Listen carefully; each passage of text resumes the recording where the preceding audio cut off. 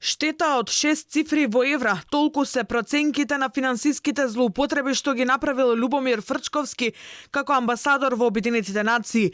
До крајот на декември ќе заврши постапката во МНР со сериозни индиции дека Фрчковски се расфрлал со народните пари. Министерот Муцунски, загрижен од ваквото неодговорно однесување на македонските дипломати, вели дека во иднина нема да се толерираат злоупотреби. Се изразувам многу дипломатски кога велам сум загрижен. Вакви состојби не смеат да се повторуваат како што се повторувале во последните години, посебно кога индициите ни укажуваат дека штетата е во 6 цифри во евра.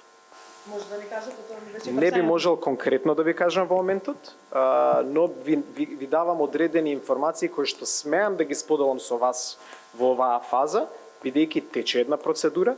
Според Муцунски, секој има право да се ја каже својата страна, но Министерството сите докази кои ги има ќе ги достави до истражните органи со барање народните пари да се вратат во државната каса.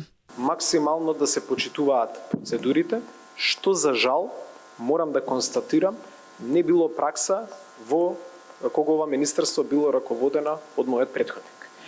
Најеклатантен пример е последното отповикување на генералниот конзул во Тотова, во Нью Џерси.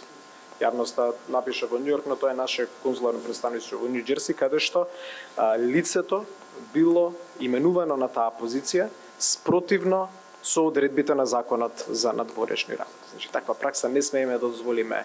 Токму злоупотребите се една од причините зошто е потребен нов закон за Министерството за надворешни работи. Според измените, во дипломатијата ќе се зголеми процентот на именуваните дипломати од редот на професионалците од МНР, а не како досега 2/3 да бидат истакнати луѓе од општеството. Дипломатскиот мандат се зголемува од 3 на 4 години, а Македонија ќе има и специјален представник за посебни потреби и во интерес на државата. Новото законско решение предвидува измени во делот на надворешната трговија, надлежност која ја доби МНР по реорганизацијата на владата. Измените се веќе спремни и се стигнати до владата, а во регуларна процедура ќе влезат и во собрание за поширока дебата.